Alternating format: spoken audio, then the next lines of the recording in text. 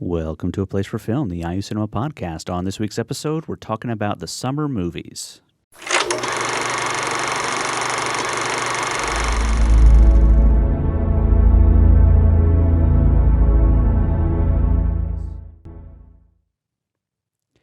All right. Hello, everyone. Welcome to the show. My name is Andy Hunsucker. And I'm Jason Thompson. And this week we are talking about the summer movies that are coming up this summer.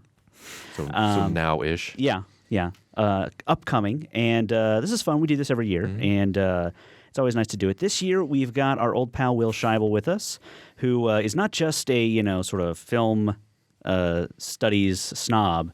You're actually very into comic books and action heroes and that sort of thing. So perfect for this episode. Well, let's talk about the summer movies. Summertime is the time when all the Hollywood studios put out the movies they think, not their best movies, but the movies they think are most appealing to a wide audience. Iron Man 3 made $175 million last week, which is, I think, the highest ever opening weekend. Avengers did 182 or something. So there was some record involved. I'm sure Marvel they found a way. movie is number one still. Yeah. I'm going to step back 1 week. It's basically the weekend this airs, the movie that came out, The Great Gatsby. Right. I'm interested in this one. I would like to see this one. I've never read The Great Gatsby. I know it's one of those classic things. It was never assigned to me in high school, so it's one of those things that I never read it because of that. But I'm fascinated by this movie. I loved Moulin Rouge. This seems like a step in the Moulin Rouge direction for Baz Luhrmann. I didn't have any interest in seeing Australia. Yeah. So this seems more up my alley of the Baz Luhrmann suite. Sure. So I'm very interested to see this one. Yeah, I would agree. And of course, we kind of spoke about it last week with the whole, musical sort of turn. Yes. Some people just will go and not understand, thinking that, they just played that Jay-Z song in the trailer. No, that's the whole movie. Like that's they're going to have some music in there that's, of the modern stuff, and then the other stuff you're seeing with your eyes is old stuff. And he tends to do that, and it works. Yeah, very well. So I'd be curious to see how it's how well it is and how well it's received. It's got some pretty major people in there, Yes, for the ladies. I think the modern audience is going to be way into it. I think sort of the older crowd who are like, finally a good old fashioned version of The Great Gatsby. Yeah. They're not going to like it. I don't know. Probably not. Well, I may be in that older crowd because The Great Gatsby is my favorite novel of all time, or certainly one of my very favorite novels. I love F. Scott Fitzgerald, and as a modernist, I may be kind of protective of this text, and I'm a little skeptical about seeing such an explicitly postmodern approach to it. And I'll be honest with you, I'm not taken with the soundtrack with all the top 40 stuff. I'd rather see, or hear the period music in the film. But that said, it's probably the movie I'm most excited about seeing this summer. And I think it's just because I have such a personal attachment to the book. I can't wait to see just what anybody would do with that in a film because it lends itself to cinema so readily. And I also do like Baz Luhrmann, despite my kind of curmudgeonly way of introducing that. I love Moulin Rouge. I like the other ones. Again, because I'm sort of protective of that book, it's always been the book I've had in my head of like what I would imagine a movie would look like of that film, the Robert Redford version notwithstanding, which is, it's okay. It's kind of a bland movie. So I'm excited to see, a version with a lot of style, but I don't know that I'm just concerned that it's just going to be this kind of celebration of retro style and excess, and it's not going to have the kind of critical thrust of the book. It seems like the headshot movie too. Yeah, which I'm a little concerned about. Like, we've got lots of close-ups. Look at this close-up of this beautiful person that you enjoy. It's just like I'm hoping that it's more than just that, because it seems that's all it kind of seems like in the trailers. Yeah. So. I mean, I trust Baz Luhrmann. Sure. But I know nothing. I know very little about the source material. Yeah. So we'll see. We will see. I'm wondering if his next project will be like Catcher in the Rye or something, set to Jay-Z music. I'm waiting for that one. Crime and Punishment. Oh yeah, right. Okay, so the next weekend, Jason, you talked about this Star Trek Into Darkness. I'm a big Star Trek fan. Sure. I think I've talked about this on the show before, but I'm a big Star Trek fan. I've become a bigger Star Trek fan in the past 5-6 years than I have in the past. I'm more of a Next Generation era guy, but I'm also the film era guy. Like the original series, I have a hard time sort of digging into that. But the Star Trek original series films, Star Trek Next Generation and on, huge fan of this.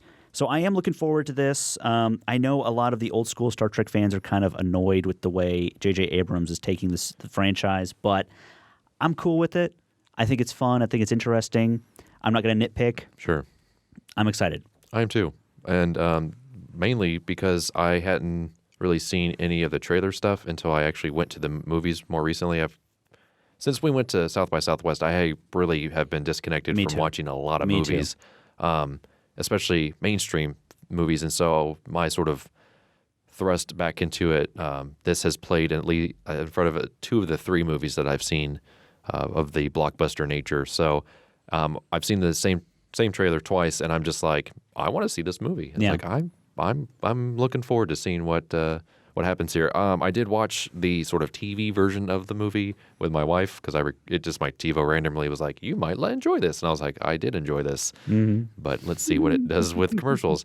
And she liked it, So it's like, now that I'm married, it's just sort of like I have to kind of tweak my entertainment slightly to, will she enjoy this? And, she actually said the other day, she was like, I am actually enjoying more of these comic book type movies, which I would apply this to it. I know it's not, but so it's like, it's nice that I'm just like, all right, cool. Like there's a good chance I get to see this movie without like going out of my way to cater towards, that. So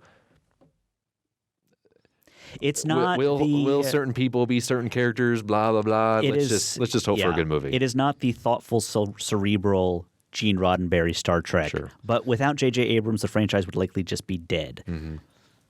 And I mean, I hear a lot of people say, you know what, I saw that Star Trek movie a couple years ago, and I started watching like Next Generation because of that. Like I went back to see where all this came from. And I think that's good for the franchise. It's good, yeah.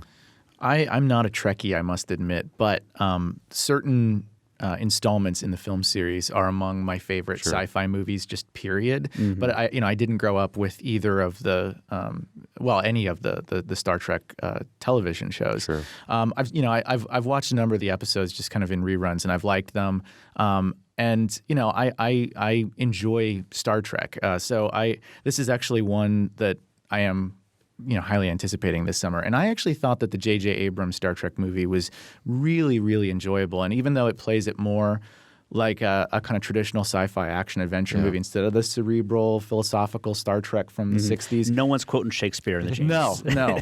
Or Moby Dick or exactly. anything. Yeah. But it definitely kind of touches on some of the intellectual content of the Star Trek that we know and love. And it kind of touches on the fringes of that in ways that I think still respect the source material even while kind of doing this millennial Star Trek. Yeah. What was so nice about the first movie, it was just kind of like everyone's going to camp, like space camp. Right. Mm-hmm. And it's just like, what kind of damage can we do? Well, now that everyone's sort of been through, space camp training, I think I feel like he was just like, okay, we need to make this more serious. We need to make this like, there needs to be some collateral damage. There needs to be some loss here.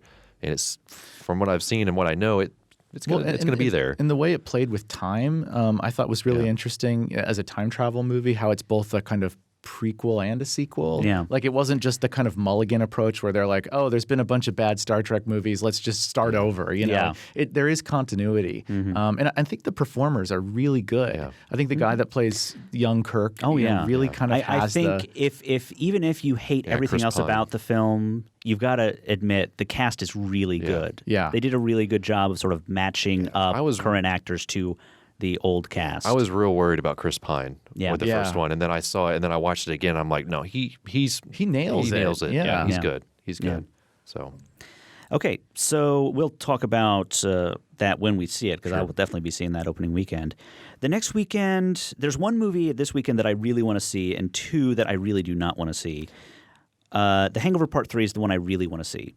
See, I don't want to see it. See, I was like, why are they going back to the well? The second one was just a rehash of the first one. But I saw the trailer for it, and I felt like maybe they found a way. So I'm looking forward to it. I thought it just looked like, okay, so we watered down the first well and the second one. Let's water down the well the second one. It was just like, I think I'm tapped out. Yeah. I really am. I saw the trailer once, and I thought, I may have said something out loud, just like just my curmudgeon, like rah, rah, rah. It didn't move me in the right way. Well, I mean, the second one, I mean, they're using a lot of the same elements that they've used. You know, they sort of create this weird situation to get them all together to do this weird thing. But just watching the trailer made me think, all right, maybe they earned like one more shot at it. Now, that doesn't mean that when I see it, I won't realize, oh, they got me. Mm-hmm. They just toyed with me at the trailer. I would be curious to see if there's another sort of trailer released. Yeah. And then that might sell me one way or the other. I will respectively watch the next trailer. Yes. And make a decision. But I really saw it, and my immediate knee-jerk reaction was, this just looks like a waste of my time and money. Yeah. Especially if I'm not going to the movies as much as I'd like to. Mm-hmm. It's like, why would I waste my time with this? Yeah. So... Yeah. I have not seen Hangover 2. I saw Hangover 1 somewhat reluctantly. I had a student, hopefully he's not watching the show, but I had a student bring the DVD to class one day and said, you have to watch this. It's so funny. And I watched it, and I didn't like it. Yeah, I think it's one of those movies that you just had to show up to, and it was way better than you thought it would be. Yeah. Mm-hmm. Because now it has this stigma behind it that when you watch it, it's like, I don't think this is as funny, and I would have to agree with that. So I'm not surprised when you say that because I just saw it on a whim. Like I knew nothing about it. I walked in, I thought, okay, this is the people I saw it with thought it was way funnier than I did. Okay. So I still have some issues with it, but I can understand that. I mean, I'm not gonna hang you in the gallows because you're saying that. I understand it. I completely do. So, and then the second one again, like Andy said, it's retread. It's essentially the first one. Yeah, but in like a tropical paradise. Yeah, in Southeast Asia. Yeah. Okay, so the two I don't want to see, Fast and Furious 6. I saw Fast 5. You're not getting me again.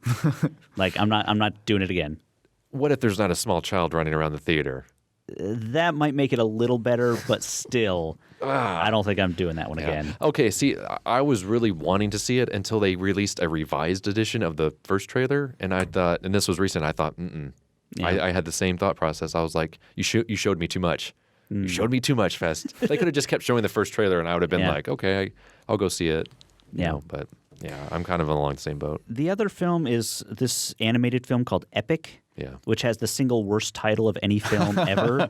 It's like, how lazy can you possibly get? Like, you watch the trailer and it's like this little girl gets shrunk down and does all this stuff, meets all these little forest creatures that are tiny, and it's like, for God's sakes, you've got to take an afternoon and come up with a real title. Don't just use like one of the genres. It's just easier to print. I guess. I'm not seeing that movie specifically because it has such an awful title. Yeah, I know little of it, and I see it as, and it's acting as if it's like the next big thing, and I don't necessarily care for that. I'm not a Fast and the Furious guy or a CGI family film guy, so I'll skip those with you. Also released, I don't know. I'll probably take the hit on Fast and Furious. By the way, hey, I don't think we need to cover on the show, but if you feel like we do, then you may see it and report. I'll do what I want. You do whatever you want. Also that weekend, the new Linklater film, the new in the trilogy now, Before Midnight, is releasing. I don't know if it'll get into a lot of theaters, but it's listed here as releasing on that day. Yep. So that should be interesting. Of course, I haven't seen the first two, but I'm going to remedy that. So the next weekend of May 31st, and actually that was Memorial Day weekend. Mm-hmm. The 24th was Memorial Day weekend. The weekend after Earth, which is the Will Smith, Jaden Smith movie that looks almost exactly like that Tom Cruise movie you saw. Oblivion? Yeah. I saw the trailer for both of them, and I was like, did they just like use the same script and add a kid, or what did they do? Well, one of them's dead. One of them's dead. Has to. It's a Shyamalan movie, right? That's right. Yeah. That's right, it is, yeah. So there you go. There's the difference. Well, the way the trailer plays, it seems like Will Smith's character dies early on in the film. Like Fantastic. He's just there long enough to like tell his son his mission in life, and then Jaden has to do the rest. I don't know. That one is not of particular interest to me. Yeah. The next one, I keep going back and forth on this one. It's Now You See Me. It's the one with Woody Harrelson and not Mark Zuckerberg. He'll just be called Mark Zuckerberg from now on. Jesse Eisenberg is in this film. No. They actually got, and Tom from MySpace shows up too. It's so awesome. But this is one about like they're using magic as bank robbers, but is it really magic, or are they using some kind of super technology? Yeah. There's a bunch of other people in it too. Like Morgan, I was convinced Christopher Nolan directed this for a while because I saw Morgan Freeman and Michael Caine in the trailer, and I was like, "Oh, this must be the new Nolan movie." Batman shows up. Yeah. Who else is in it? Juno, whatever her name Ilsa is. Fisher, right? Ilsa Fisher is in it. Mark Ruffalo is in this. Mark Ruffalo, yeah. Dave Franco is in this. Right. It's directed by Louis Leterrier, which I know I recognize the name, Dave but I Franco don't remember. the second I see Dave Franco on the screen, I'm just going to start laughing. Yeah. I see him and I just start laughing. And then hopefully I'll stop. The reason I keep going back and forth on this is because I keep thinking, there's certain things in the trailer that I really like. Right. And then Jesse Eisenberg throws this line out where he's like, always be the smartest guy in the room. And then I'm just like, I don't buy it. Yeah, he doesn't do it I do not well. buy Yeah. it. Yeah. No. Like his level of like awesome snark. I do not. I own you worked in Social Network. Yeah, and it that's does about not as far work as here. it goes. Yeah, It does not work here. I agree with that. So I don't know if I'm going to be into this one or not. Also, the film we saw at South by the East releases this weekend, which let's talk about that when it comes out. We'll do like a whole review because our cameras broke before we got to that part in our South by review episode. So a lot of you probably didn't know that we reviewed the East in that episode. it's good. It's very good. Yeah, I liked it a lot. All right, so getting into June 2013, two movies. I haven't heard anything about any of these. The Internship. Yeah, on June 7th. I've seen a trailer for that. It's Owen Wilson and Vince Vaughn. Oh, it's one of those. Yeah. It's where they have the internship at Google, and essentially they know nothing of technology. And I kind of want to see it, but the more I see of it, I'm like, okay, am I just seeing the movie now? Yeah. Because I've seen two different trailers for it. And the second one led me to believe that it's just sort of one of those everything will be fine at the end of the movie. And it's just kind of like, I don't know if I want that or not. It's like a generational gap movie. It's like these guys are, 40-somethings trying to live in a 20-something world and know nothing of the culture and sort of want to get with all the hot interns, and they can't. I mean, that's literally what the trailer. So it's like Wedding implies. Crashers, except it's Google Crashers. Yep. Right. Yep. Social Okay. Network meets the Wedding Crashers. It must have been the high concept pitch there. Yeah, that's exactly. Yeah, that sounds That about one, right. I don't know. I haven't seen a trailer for that one, so I can't say. Yeah. The next one is this one called The Purge. I have not heard anything about that either. Yeah. It's got Ethan Hawke and Lena Headey. Yeah, what this So one that could is be interesting. basically is the idea, and I'm sort of, again, going back and forth on this one as well. The basic idea of the movie is that once a year, everyone gets to go around and do whatever they want. That means they can murder anybody they want, they can steal anything they want, they can do all the amount of drugs they want, and nobody gets in trouble. And so basically there are people that set up their houses as fortresses, so they have things covering the windows, they lock themselves in for the 24-hour period, and 24 hours later, things go up, and everyone's hunky-dory. And it's just like, okay, what world is that? Like, I just don't buy the world, but I like the idea, because essentially what happens is these guys try to break into this house that is a fortress. This guy is running from them, manages to get in the house before it goes under lockdown, and the guys are trying to get inside the house. Okay. So it's that sort of like what's in the box kind of movie. So it's like they worked really hard to get to the concept to basically do a locked room. Like a panic room situation. Yeah. Okay. It's essentially what it is. So I like it. I'm interested in it, but I don't buy the world concept that they're trying to sell in the movie. Yeah. But it almost seems like just another Ethan Hawke movie. Yeah. Like, it's just kind of like, oh, man. I mean, I like him. I like Ethan Hawke a lot. But I feel like I've seen this from even him before. What was that vampire movie he did? Way back I know what when? you're talking about, but I can't remember Where what it had, was. like, the rooms that, like, shut down during the day, like, Daybreakers? Daybreakers, Okay. yeah. It's literally that without vampires. Okay. That's the look of the house that he's living in and everything. It's Wow. really kind of weird. Yeah, that's exactly what I thought of. I was like, there's a movie he's been in that's exactly like this, but no vampires. I don't know. Maybe there are vampires in this movie. That could be. That could be. But that's the idea, is that like once a year everyone gets to do whatever they want, and there's no like punishment for it. But then everybody's on their best behavior for the rest of it. It's like a weird like, let's purge. Right. I guess that's why they called. Yeah. Shoot, that just blew my mind. But that's the idea of it. Okay. I kind of and that was like a random trailer that played at the end of a YouTube clip. Huh. And I just sat through it. Yeah. good for them. Yeah. They sold me on the clip at least. Yeah. Okay. So also releasing that weekend is the new Joss Whedon film, Much Ado About Nothing, which, I'm interested to see that. But I don't know if I need to see it in the That theater. one's been hyped quite a bit. Yeah. Yeah. It was Maybe it too was much for me to want to check huge out. at South by, and it was just like we weren't there in time to see it, but I certainly wouldn't have waited in line for all day to see it. I think the big reason why is because Cabin in the Woods was so well received the year before, and it was the opening film or closing film or one or the other, and I don't know. Yeah. We know how you can watch the old episode of that. Yeah. How we feel about it. Okay, so June 14th, a big weekend here. 2 movies I'm really looking forward to. Man of Steel, the new Superman, and This Is the End, which is the new Seth Rogen comedy. And This Is the End is a weird concept. It's almost like Judd Apatow All-Stars or something. Yeah. They're playing themselves. Right. Well, at least their characters are named themselves. But right. like Michael Cera's in this, Seth Rogen, James Franco. is in this. Like everyone who's been in a Judd Apatow movie for the past 5 years, except for Jason Segel, literally everyone else. Even going back to like Jay Baruchel, who was in Undeclared. Yeah. So it's. And basically, all these guys are getting together at James Franco's house party, and then like the world ends. Right. But they're all professional comedians, so they're like making it's the fun version of the apocalypse, I guess. So that could be interesting. I think it looks funny. I'm just hoping they didn't show too much in the trailer. Yeah. It doesn't it seem like the kind of movie that is like that where. But at the same time, I felt like that was the whole like.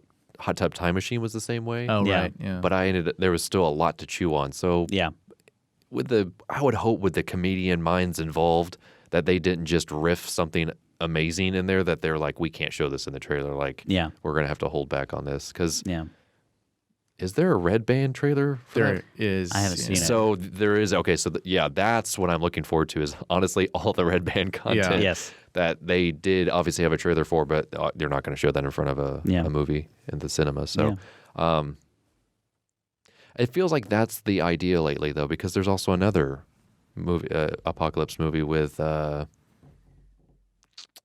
talking about the new Edgar Wright? Yeah. Yeah. We'll get to that one, but yeah. I don't know. I saw the trailer for that one today. It feels different, very different from that, but. I think apocalypse is a theme. Yeah, lately. It's like the new kind of. Everyone sort of feels like the world's ending in various ways, so the films start reflecting that. Sure. All right, so let's talk about Man of Steel. I hated Superman Returns. I thought it was terrible. This might save the Superman franchise because I generally liked the Christopher Reeve era. Superman Returns I thought was really bad. But who knows? So this is supposed to be like the Batman version of Superman, for lack of a better term. It's supposed to be the dark. Christopher Nolan is one of the producers. Yes. So. This is supposed to be like the dark, deep version of that. This is supposed to be like the Dark Knight version of Superman. Whether they pull it off, I don't know. But that's what they're selling. I don't know how many people listening remember the original Christopher Reeve movies. The first 2 are classics. Yes. I mean, I think they still rank among the best superhero movies. Yeah, they did a version of Superman 2 that was the Richard Donner cut. Right. That was really great. They put it out on Blu-ray that I have. That was really good.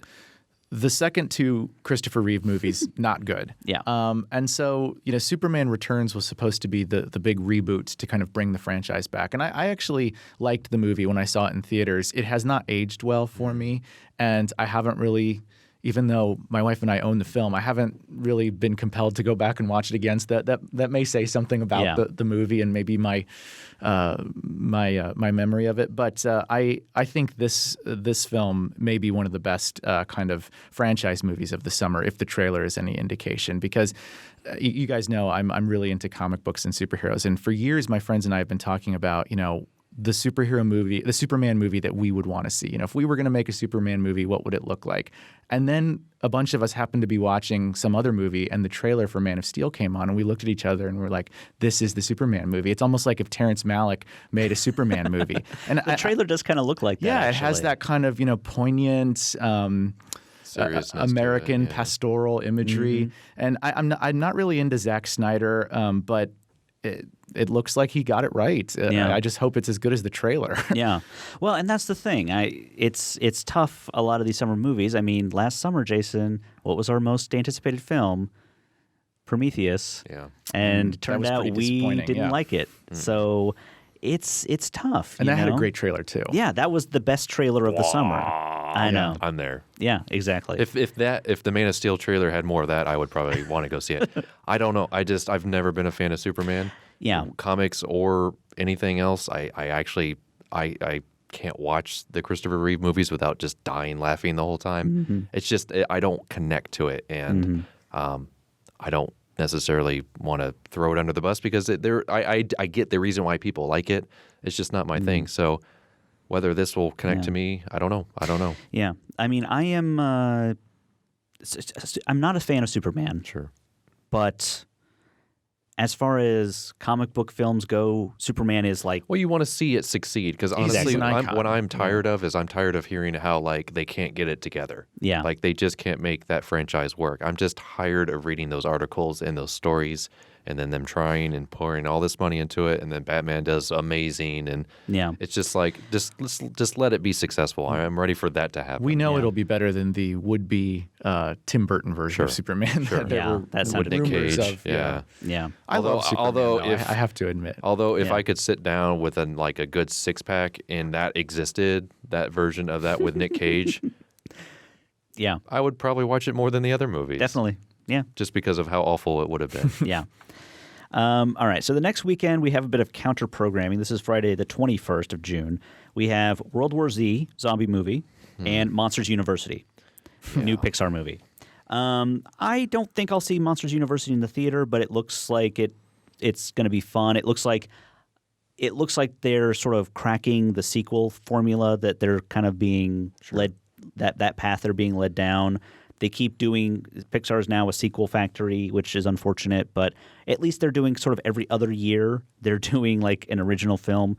This looks like a good way to do a sequel to that material because I don't really know what else you could do with that film. Yeah.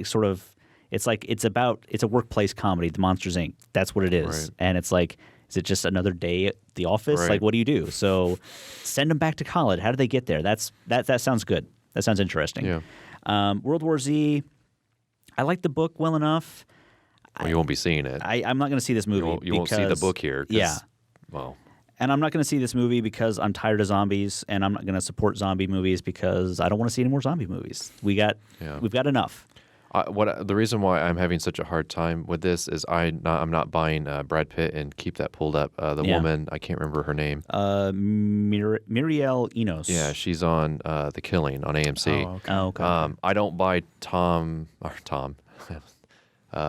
I don't buy Brad Pitt and her as a husband and wife. I just don't. Like, I immediately see those two, and I'm just like, what are they doing together? Yeah. And then that just throws it off. And then the fact, it's really like, okay, if you see the newest trailer, it's like helicopter shot, guy shooting from a helicopter, guy shooting a missile from a helicopter, zombies, piles of zombies. Brad Pitt telling his kids he'll be back. Helicopter shot. Gratuitous helicopter going in this way that no helicopter will ever do. Helicopter crashing, shooting more zombie. It's just like there's a reason why I feel like this movie, basically they had to go in and reshoot a third of it. I think this movie was designed to come out at the peak of zombie interest, where literally just anyone would go see anything with a zombie in it, and they're coming out at sort of it's tailing off, and it's not going to compare well. I wouldn't be surprised if this movie tanks. Yeah, I wouldn't either. Our helicopters to the ground. And it's just, the book is really interesting. Yeah, and the book is like interesting idea. If all they had to do was shoot the book. Yeah.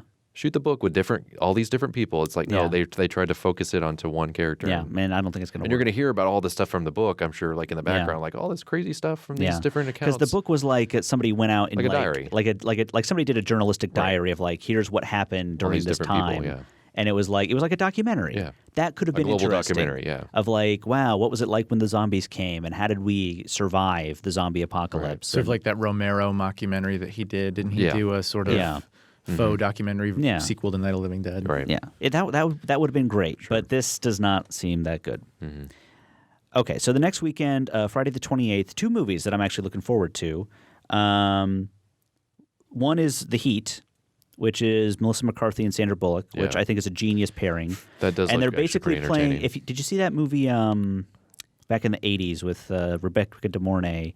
Feds? Was it called No. Feds? I haven't seen it. It's this old movie. It's her and this woman who was on SNL at the time. I can't remember her name, but it's like an opposites comedy, and like they're both trying to get through the FBI, and one of them's really smart but can't do the physical stuff, and one of them's really physical but isn't smart, and they kind of help each other out, which is a classic Hollywood formula. Yeah. This feels like that, and I'm looking forward to that. Right. This is also directed by I can't think of what's his name? Paul Feig, who did Bridesmaids, yeah. and he's done a bunch of other stuff. Well, I guess he hasn't done a bunch of other stuff. He's only done but, the one, yeah. I'm confusing him with someone else, though. But I am very excited to see this movie. I think it's going to be really funny.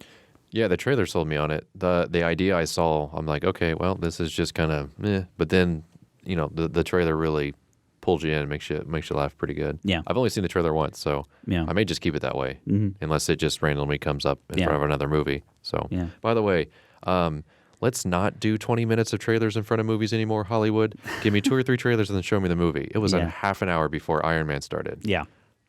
Yeah. It's ridiculous. It is. Get away from that, Yeah. please. I understand that that's your marketing tool, but guess what?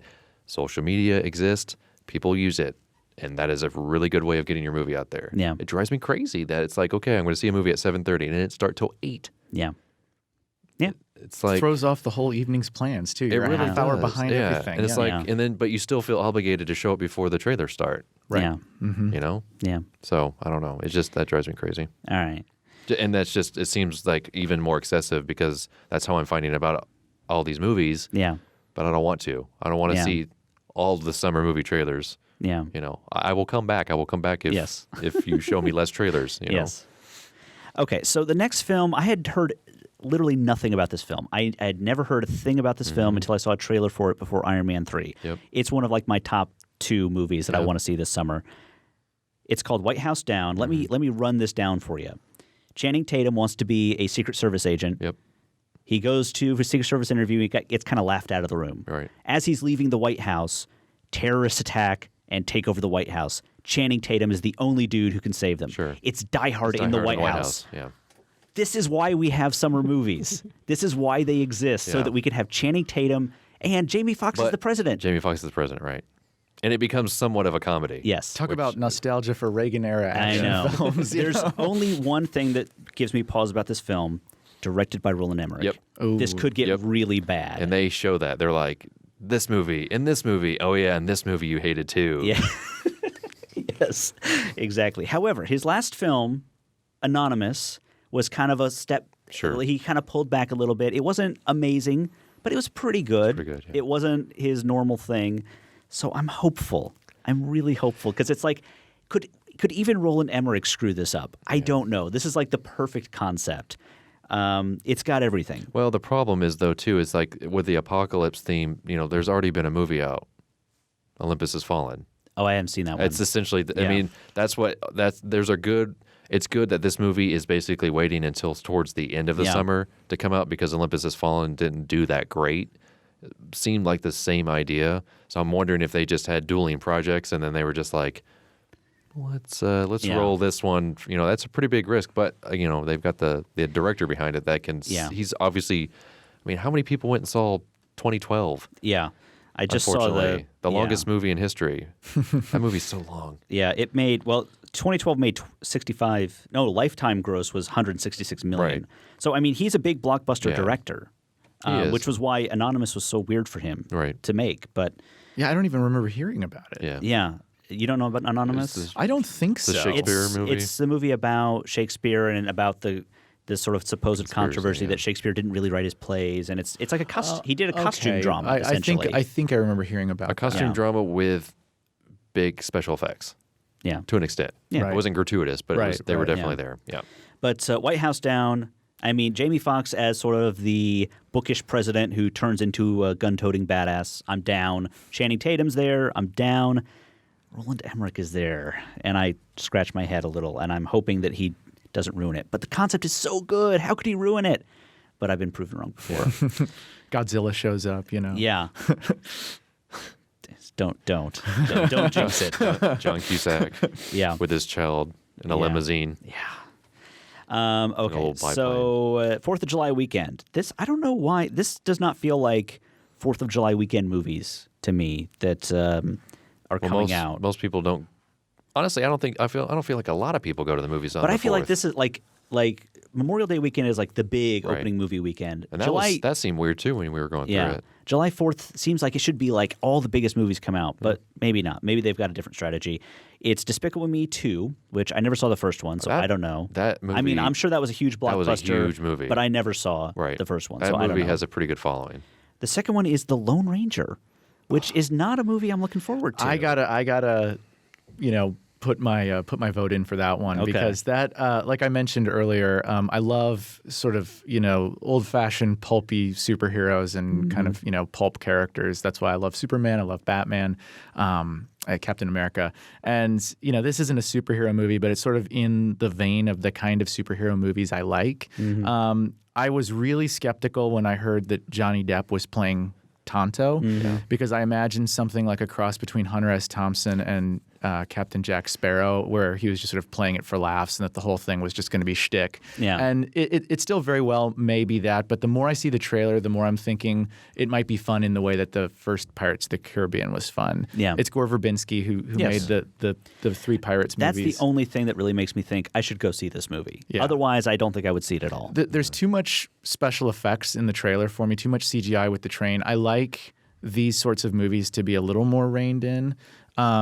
But I love Westerns. It's just it is sort of speaking to something in me, even though I think the idea of Depp playing Tonto is problematic. Yeah. I'm going to say something and you can decide to cut this out, Andy. I think I've seen the trailer for this more than I've actually gotten laid. I mean, seriously, I feel like I could reenact the entire trailer for you, word for word, shot to shot, because they've been showing this trailer for a year and a half. Yeah, and they have, and that's honestly the one reason why I will not see this movie. Yeah, because I'm tired of the movie already. It's just like same reason for like Avatar. They did the same thing with Avatar. Yeah, it's just like stop showing me the trailer. Release the movie already. Clearly, you have it. Show me more. Show me more of the movie. And they actually did show a little bit more of the movie in the last trailer I saw, but it was just kind of like, come on. Like, I'm just over it. And I want to see them make a movie with none of the normal people in it. I want to see it without Johnny Depp. I want to see it without what's her face, Tim Burton's wife, whatever her name is. Carter, I don't want to see her in any more of the movie. I just purge the system. It works. I understand it. People will see it, but just purge the system once. Just give me that. Just give me that. Pull back and purge the system. Apparently, this is a kind of labor of love for Johnny Depp because he also is a big fan of the Lone Ranger as a character, and apparently has been wanting to make this movie for a while. Right. That's what I read. And I think he's really overexposed now. I think Johnny Depp at one point in time was one of the best American actors. Oh yeah, in I movies. agree. Yeah. And I think he's still talented. It's just he's sort of kind of phoning in these like The Tourist. And your favorite movie, Dark Shadows. These kind of. It's almost like he's doing an impression of somebody doing an impression of Johnny Depp. Yeah. Well, he was good in 21 Jump Street. He had Yeah. his little cameo.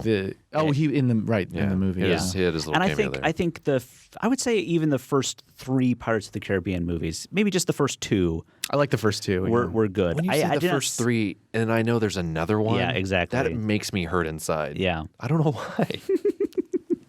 It just does. But I mean, there's a vague chance that by the time the movie comes out, I might be cured of my just like trailer, fatigue. Mm-hmm. Yeah, that's a great term. We need to save that, trailer fatigue, because it's just like how long? Like, I understand it takes a long time for movies to get shot, like especially bigger movies, and I would agree with you that this movie needs way more practical like effects, because I may throw up if I see that shot of the kid throwing the bullet at the Lone Ranger. Mm-hmm. That looks like the most obvious like CGI shot ever, and it's like if you and I threw a bullet at you, they could shoot that and it would come across just the same and just as awesome and epic. But no, they got to get it like just right. It's just like Matrix bullet time sort of. It's just like I don't need that. It's a Western, Yeah. It's like, It's not. Well, and it's that's not wild. Well, It's not Wild Wild and that's West. exactly what I'm afraid of. That's why I think I'm taken aback. I'm like, this looks exactly like what I saw when the Wild Wild West trailer was out. Yeah. So, yeah. Okay. I'll be there anyway, though. Yeah. I'll let you know what. And that's totally fine. It's just again trailer fatigue. That's it. The next week, Friday the 12th, July 12th. Again, some counter programming here. Sort of a family film, or is it sort of a family adult film? I can't really tell. Grown Ups 2. I didn't see the first one. But I remember you saying the first one was good. surprisingly decent. Yeah. I will say that it was way more smart than it had the right to be. Mm-hmm. I'll say that. Yeah. I was expecting a whole different kind of movie with the people involved, but it actually ended up being a pretty decent sort of look at that time of someone's life. Okay. I was really kind of like, okay, this isn't bad. Of course, Adam Sandler always kind of, and Kevin, what's his name? Kevin James. It's like they've got audiences, but at the same time, it's just kind of like they make certain movies. Yeah. Mm-hmm. But they did a decent job with the first one. I wouldn't say it was God's gift to cinema, but it certainly earned its keep in sort of a conversation. But I don't know what they'll do with the second one. Yeah. The other movie, probably, I would say my most anticipated film of the summer, Pacific Rim. Pacific Rim. Oh, is that coming out this summer? Yeah, apparently. I didn't realize Finally, it was coming out this summer. Oh, but it is okay. the new Guillermo del Toro film, Giant Robots versus Giant Monsters. Yeah, I'm there. Down. Yeah. Absolutely. And I just saw another trailer before Iron Man 3, and they heavily featured somebody who I would have thought would have been like have a small part, but it seems like he has a much bigger part. It's a guy named Charlie Day. Yep. He's on It's Always Sunny in Philadelphia. He Which plays is Charlie. hilarious. And he's like the guy telling him how to defeat the giant monsters. And I love that idea. Yeah. That Charlie Day, like Charlie from Sunny in Philadelphia, is like freaking out, like, you gotta save the monster, you gotta kill the monsters. It's Charlie work, right? Yeah. Yes, exactly. Gotta kill the monsters. I'm just hoping for less Dance Dance Revolution shots. Yeah. That's it. Okay. Just that's how they control the big robots. Yeah. The most recent trailer I saw for it brought me back into it. Mm-hmm. And it's Del Toro, so he hasn't done me any wrongs, really. I can't think. I mean, Pan's Labyrinth is a great movie that no one amazing. saw. Yeah. Hellboy movies are surprisingly good for what they were. Yeah. Yeah, for what you might have thought going in. Especially the first. I thought the first one was good. I didn't think the second one was going to be much, but it was pretty good. Yeah. It was pretty They're good. fun. Yeah. Yeah. So he knows what he's doing, and it's good that the studios are willing to allow him to sort of breathe. Yeah. With these properties. So. Yeah. So I'm very excited about that one. This is essentially the Godzilla movie that you would see that you would want to see. Like, okay, so let's say the reboot of Godzilla back in '99 or whatever did really well. This is what the result of all those awesome and somewhat bad and somewhat decent sequels would have led up to. Yeah. Yeah. Which is a good way of thinking about it, I think. Yeah. Okay, so the next weekend has a bunch of movies. I can't tell if this is a dumping ground or if this is a particularly competitive weekend. I don't know. There's one film called The Conjuring. I'm not familiar with that one. I'm not either. Anyone heard of that one? It's a horror film, so it might just be a cookie-cutter horror film. It's got Patrick Wilson and Vera Farmiga. I can't tell you anything more about it. By the way, is very good in the Bates Motel TV series. I haven't watched that yet, but I'm interested. It does some interesting things with the Psycho format. Yeah. Another one that you posted a trailer for on our channel a couple weeks ago, Jason, R.I.P.D. Ripped. Yes. This looks like Men in Black with ghosts. Yep. I'm okay with that. Yeah. I don't know this one either. This has who does it have? It's got Jeff Daniels. Jeff Daniels and Ryan Reynolds. And basically it's like they're both dead and they're like ghost cops. Oh, okay. And like when ghosts sort of get out of control, they go and fight the ghosts. Yeah. Okay. But it's very much like a Men in Black sort of feel where they have a secret base where it's like way high tech, and that's what I got watching the trailer. Yeah, no, and it looks fun. I think they're okay with that. Yeah. Yep. I'm okay with that.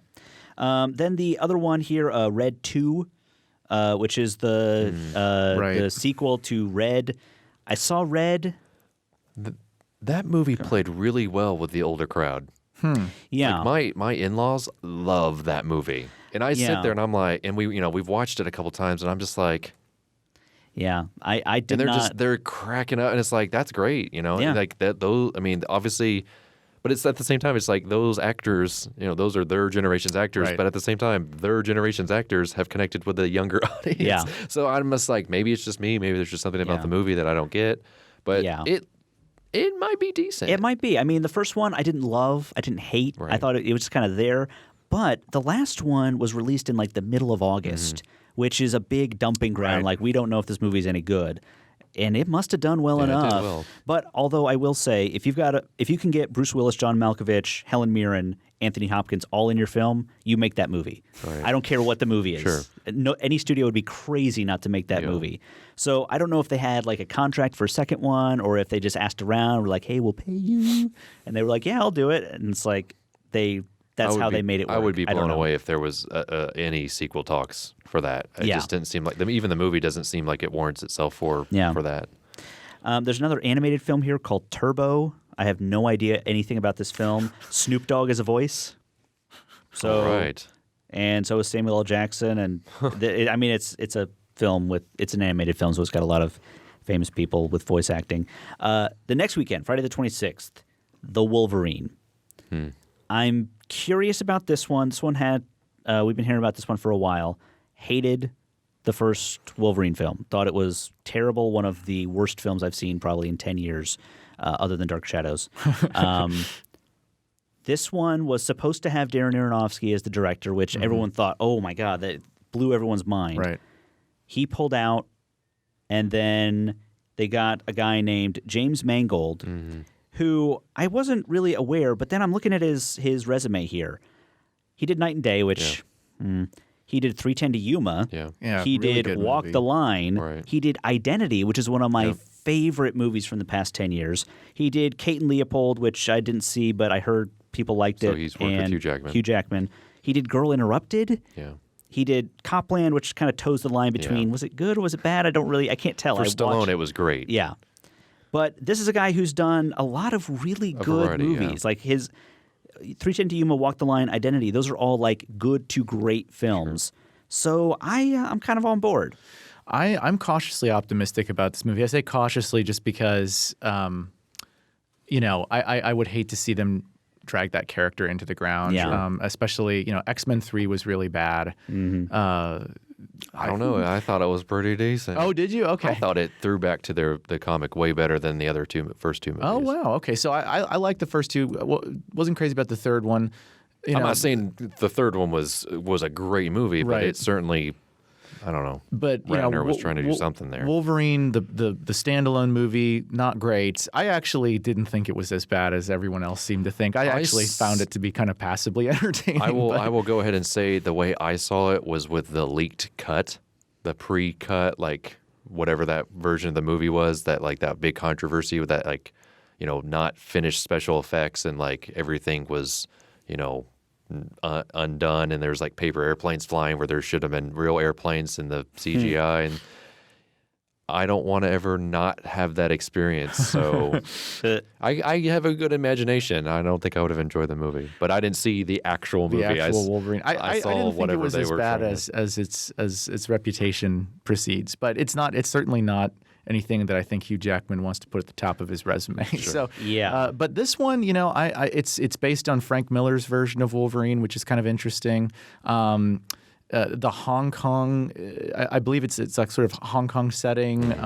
And that, from what I can tell from the trailer, it looks like kind of an Asian crime film, which intrigues me. And Hugh Jackman, I think, is a really cool star. So I think it has a lot of the right ingredients. And James Mangold seems like he can direct action based on 3:10 to Yuma. So yeah, I'll definitely be there. Yeah. That's the other thing I wanted to say about Iron Man 3. It felt like the Frank Miller version of Iron Man, like the Dark Knight Returns version of, or Watchmen or something, something like that era where, like the Watchmen era, where it's like Nixon never left office and how does that change things? It's like this is, anyways, that's neither here nor there. August, we're getting into the down stuff. the dog days. The dog days. I think we'll end on August. But starting off, a film called Two Guns, August 2nd. Don't know. I don't know anything about that. It seems like I've heard of it. Yeah, let me look at it here. Is it It's got Denzel Washington and Mark Wahlberg. Mark Wahlberg, yes. I saw this in front of Pain and Gain. Essentially what it is that there's some trickery involved. Mark Wahlberg plays a cop that goes undercover, catches Denzel, and convinces him that he's a bank robber and sort of gets Denzel in the middle of a bank heist, and then they have to like work together to get this other bigger bank heist organization. It actually looks really fun. It looks really fun. And so I'd be curious about that. Who's the director on that? It was a very long name that I don't think I could pronounce. Baltasar Kormakur. Has he done anything? Don't know. I can't really tell from here. Let me look. He did He did a film called Contraband, which actually did pretty good. Yeah, no, that's that's the other Mark Wahlberg movie, I'm pretty sure. So yeah. Okay. Yeah. Okay. Yeah. It looked fun from the trailer. I'm basing it completely off the trailer, which obviously we all know trailers are evil and don't necessarily reveal what's really about the movie. Yeah. Two other movies here. 300 Rising of Empire. Is this a prequel or a sequel to 300? I think it's a prequel. Okay. I don't 300, the Spartan movie? Yeah. They could literally just shoot them kicking people into the hole for 2 hours and I would show up. Yeah. If that was that, then Zack Snyder's not involved in this one from what I can tell. He might, but it does have Lena Headey and Eva Green. Right. So some names there. Then we've got the Smurfs 2, which most anticipated, Jason. Is it Smurfs 2 Electric Boogaloo? No, it's just Smurfs 2. There's no subtitles as far as I can tell. There's no. Yeah. All right, so let's skip ahead to, I think, one of my other more anticipated films, Friday, August 9th, Elysium. Yes. This is the new Neil Blomkamp film who directed District 9. Okay. And you almost said 10. I almost said 13 because of that film, District B13. Yeah, right. District 10, it's got Matt Damon. I don't know much about the plot of this film, but I'm down. Essentially what it is that, a lot of people, there's a space station that's essentially everyone, all the rich people, all the healthy people migrated to, leaving the Earth sort of in shambles. And Matt Damon's character really, there's something there and I know what it is. I'm very clued in on what it is, but I don't want to give it away. And he desperately needs to get to the space station to gain it. I can't think of what's her name. Jodie Foster is also in it. It's almost like a Guy Pearce kind of. Okay. Like she's like, that's Jodie Foster. Like she like blends in so well with it. Mm-hmm. So it's essentially like he's got to go get this thing on this other, so it's like a journey kind of thing, and the special effects look really good, just like they did in District 9. So it seems like a very basic concept, but the trailer does a very good job at not giving it away. Yeah, I think, but I'm unfortunately already clued in on it. But it's enough for me to want to go see it. Yeah, it just looks. You're going to get a great looking movie. With him. Yeah. So. A couple other ones here. Percy Jackson's Sea of the Monsters. Dude, I loved the first one. Really? I loved it. I thought that it's based on the kids' books. It's kind of like the anti-Harry Potter, and I didn't really enjoy the Harry Potter movies too much. I saw the first one, The Lightning Thief, I think is what it's called. I liked it. I thought it was some fun movies. So it's kind of like not quite a kid's movie, not quite your, driving teenager. It's that awkward middle phase. That tween movie. Yeah. Yeah. I mean, obviously I'm not that. Yeah. But anyway. I liked it. And I don't even know how I saw it. It just was on and I was like, all right, let's watch this. Yeah. And it was fun. Cool. Then we've got a film called Planes, which I think is a spin-off of Cars. Oh, no. And I don't think Pixar is involved with this at all. Oh, yes, that's right. Because it doesn't say Pixar Planes, it says Disney Planes. Okay. So I don't think Pixar had anything to do with this. Yep. This is the downside of their licensing agreement. I think they get to keep all of their original IP, but then maybe Disney can spin things off if they want. I am not thinking that's going to be any good, but I don't know. Friday the 16th, Kick-Ass 2. Yeah. I don't know. I thought the first one was above average, not great. It didn't, make me think, they got to do a sequel to that one. Mm-hmm. So I don't know. It could be interesting. Missed the first one. Yeah. Then a film called Paranoia, which I don't know anything about. I'm not even going to click it. That's all right. I'll click it. Yeah, you're paranoid me. It's got Gary Oldman and Harrison Ford.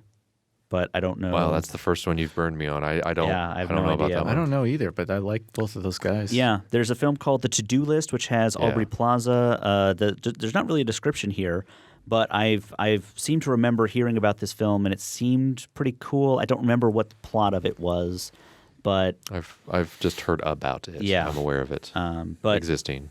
I think that could be good. Also, that weekend, Jason, one of your favorites. I don't know how wide release it's going to be, but Prince Avalanche is listed An here. amazing movie. I will beg John to bring that to the cinema. I will do my best to bring that to the cinema for you guys. It's such an amazing movie. Simple, but just so much layers to go through. I will be procuring that into my collection somehow. Yeah. I'll probably pay upwards of $40. I'm just kidding. I don't know. It just seems it's just one of those. It's the independent movie that will blow you away this year. I think there are some others that I think could do that, but I was just moved by it. So Prince Avalanche. Keep that one in mind. All right. Then the next weekend, Friday the 23rd, we're going to have. There's several movies listed here. There's only two. There's three I recognize. One of them is an independent, Drinking Buddies, the new Swanberg film.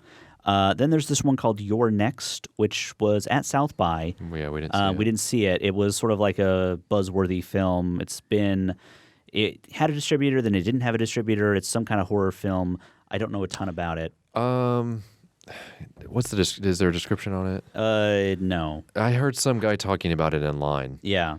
And he said, I think if it's the right movie I'm thinking about, it's one of those like shocker things that it's just like it's like, okay, we can push it to this level and then we're just going to keep going. Yeah. And he said like a lot of people in the audience were just like, oh my gosh, I can't watch, stop, but in a good way. Okay. So if that's the same movie I was, Yeah.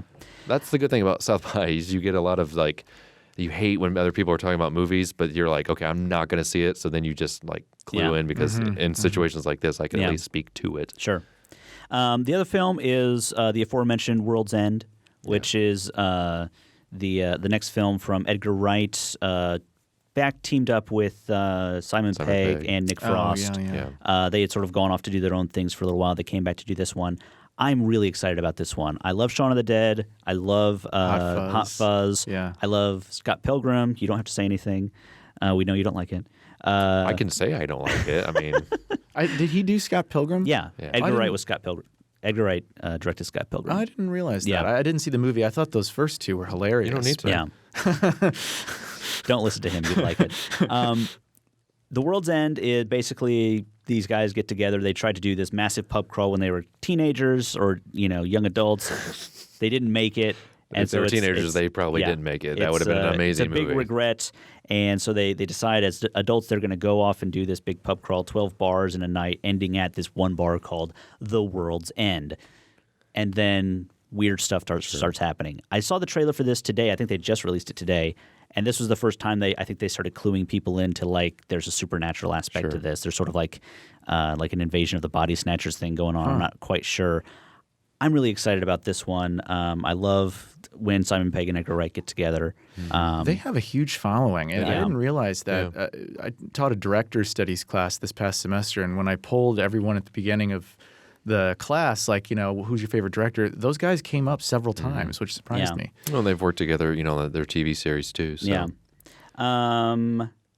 Yeah, and again, I don't know why they keep dumping Edgar Wright at the end of the summer. Like, none of his movies are ever going to make any money if they keep doing that.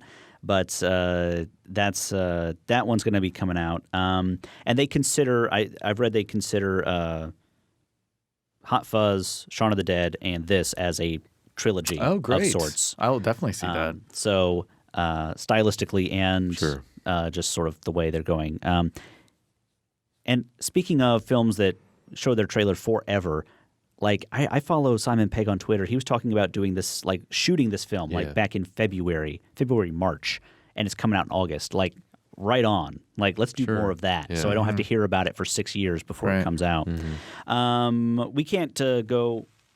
Yeah, we can't go much further, but I will point out a couple films, and you guys can throw in if you want. Riddick, September 6th. I don't know. I don't care to see that. Friday the 13th, Machete Kills, the new Machete film. Wait, you said Friday the 13th of September. Oh, I thought you meant there was a Friday the 13th yeah, movie. I was missed like, that heck memo yeah, as I'm well. there. Then I thought it was Friday the 13th Machete Kills, and I was like, oh man, they're combining the series? We own that idea. Don't steal it.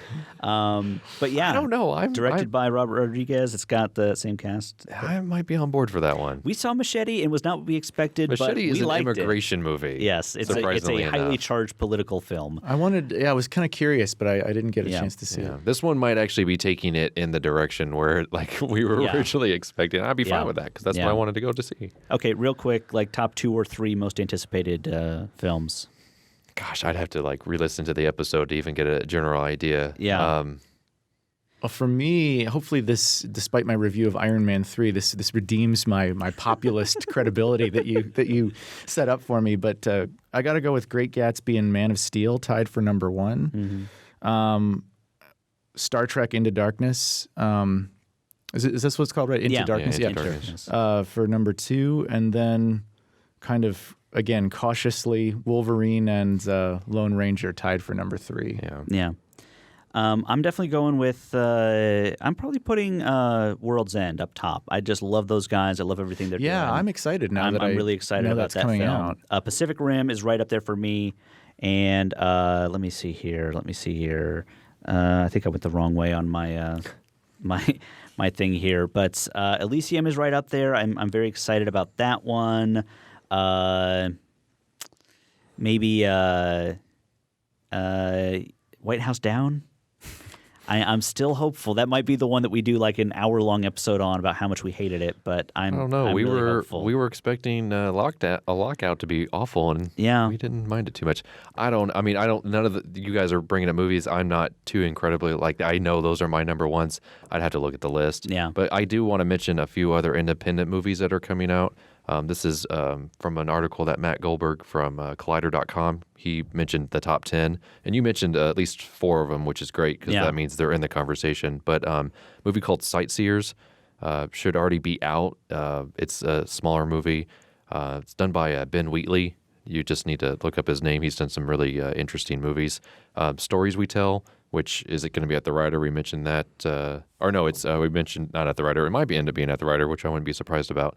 It's going wide this weekend, or at least maybe limited. It's a documentary. It sounds really interesting. It's got a lot of really good buzz. Before Midnight, of course, the Linklater film. The East is sort of still considered. It's probably like the top tier independent movie. Yeah. It doesn't feel like an independent It's not. It doesn't feel like it at all. This movie called Kings of Summer. He kind of compares it to a human version of Calvin and Hobbes, but with 3 boys sort of running into the forest and sort of living their life. Much Ado About Nothing, of course, got mentioned. This movie called Fruitdale Station, which originally it was just called Fruitvale or Fruitdale or something like that. I've been hearing about this one for a while. It's got some pretty good buzz. I'd be curious about that one. Spectacular Now has been getting just these incredible reviews. It's got Shailene Woodley or whatever she was in The Descendants. Yeah. And apparently it just moves right into that sort of direction. I Give It a Year was a movie at South by Southwest that I didn't hear anybody really sort of review very sort of favorably, but Matt Goldberg I trust, and he saw it, so he liked it. And then, of course, Prince Avalanche would be... Honestly, I've already seen it, but I would say Prince Avalanche just because it's such a funny but also dramatic movie at the same time that I would recommend seeing it because obviously there's a good chance it might get into a lot of theaters just because Paul Rudd. It's Paul Rudd, yeah. And he's not in that This Is the End film. Exactly.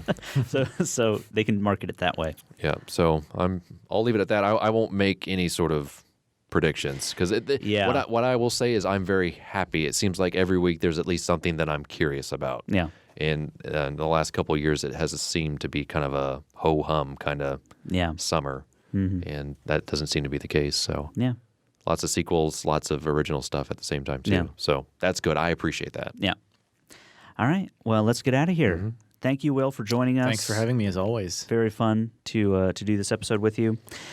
But we'll get out of here. Yeah. Thank you guys for watching. My name is Andy. And I'm Jason. This has been, and always will be, A Place for Film. A Place for Film is recorded at WFIU Studios in Bloomington, Indiana.